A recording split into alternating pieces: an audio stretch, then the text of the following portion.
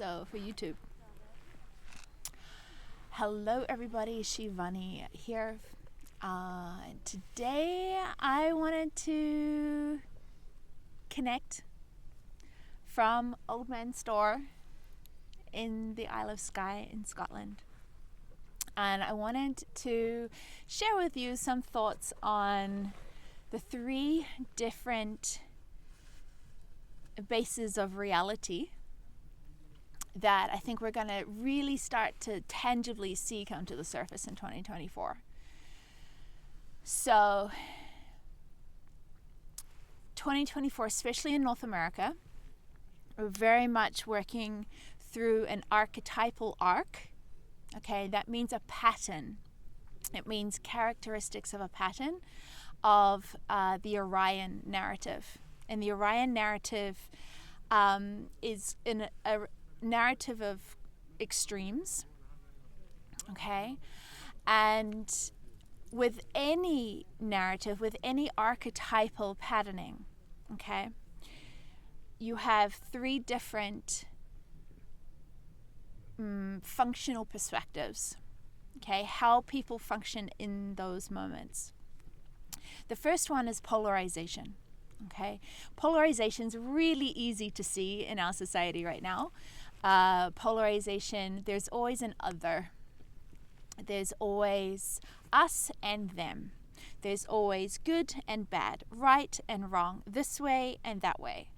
And that polarization is different from duality. Okay, in our earth reality, in our human existence, this human existence lives in a dualistic reality that we're not going to get away from. But how we relate to the dualistic reality can change drastically and therefore change our reality drastically. So, excuse me.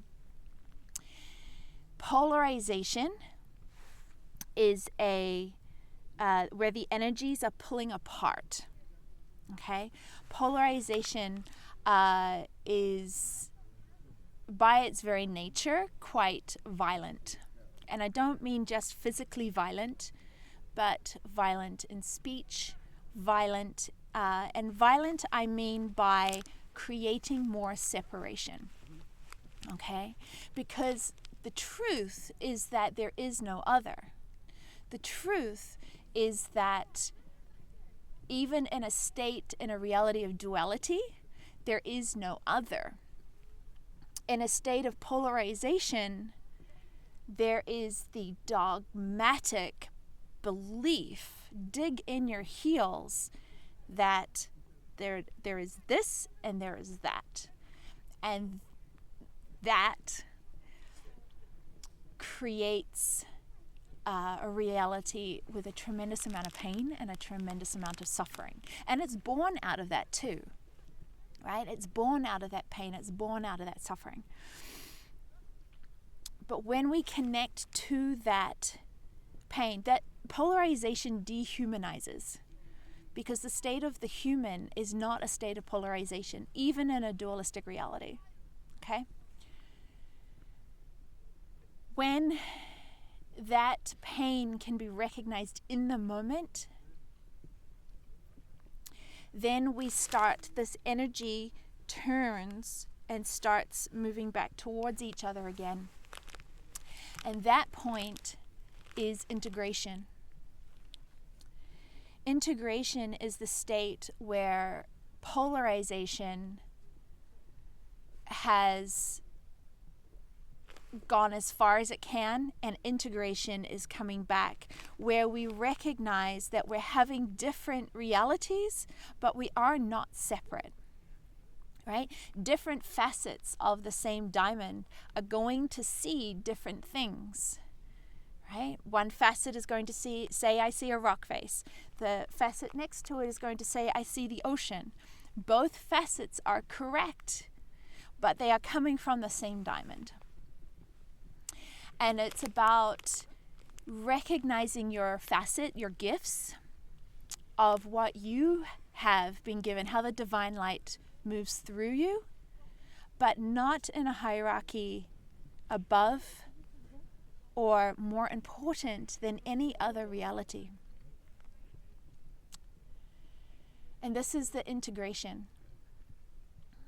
There's a very important quote, and I'm going to paraphrase it a little bit, and I'm not going to say it in Sanskrit because I don't have it written down in front of me, but where Ram asks Hanuman, "Are you a man or a monkey?" And Hanuman says, "When I've forgotten who I am your servant.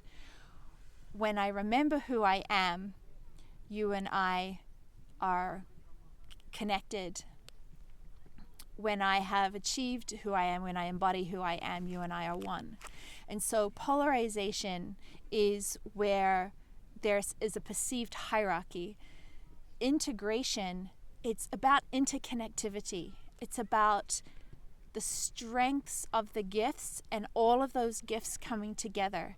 And where somebody needs help, support is offered. That if not all are rising, then none are rising. Right? A lot of the Mahatmas have said, what is the point of me sitting here in a state of bliss if my neighbor is hungry? And this is the interconnected reality of there is no point of one of us, being in a state of bliss or being evolved or being in a higher state of consciousness if my neighbor is hungry, if my neighbor is in pain and suffering, is sick. That for all to rise is the key. And that goes not just for individuals, that goes for communities, that goes for countries, right? If one part is in pain, then all are in pain. There is no the other children. There are only the children, our children. All children are our children. All brothers are our brothers. There is no other. And then you have this embodiment. So you have polarization, then integration, and embodiment. And embodiment has no longer viscerally pulled by the duality in a reality, but is able to, it's in yoga, it's called sattva. So we're talking about tamas, rajas, and sattva, the gunas. But in the embodied reality, it's not that you're not in a dualistic reality. It's not that you don't experience night and day and up and down, but they do not rock your state of consciousness. And all of the plays of duality, you can see the perfection. And when there's a pattern that it would benefit from support, then you offer the support. When the pattern does not benefit from support, then you don't offer the support. But there's a mountaintop sort of mentality. And I don't mean mountaintop as in above other people. I mean in your own self. That you are able to see the perfection of every moment, even if the moment is challenging. And so the moment is no longer has a resistance to it because you can see the perfection of the moment. That is the embodied, right? And that's what we would call the Orion light, where even if the moment is challenging, there's no resistance to it because it is not in a state of polarization or integration. It is just the reality of the duality, which is this reality that we're in as humans. And this is the embodied. But to get to the embodied, we have to exhaust the energies that think that polarization is protection. We have to exhaust the energies that believe that polarization is protection. And once we have taken the power out of the polarized narrative, that's the energy that allows us to fuel consciously creating a new reality. People often want to create a new reality without actually digesting or letting go of the old reality first. And this is what people would call the shadow work, although I think the shadow work has its own sort of cult following that actually just perpetuates more shadow work because it gets identified in, if I'm doing the shadow work, that's who I am. And that again is not, that's just going to create more and more polarization. So I hope that this helps. And as we move through 2024, 2025, 2026, while Uranus is still in Taurus, if we can get more and more clear in ourselves what narratives we're still holding on to that are polarized, where we can invest more energy and interconnectivity in supporting each other,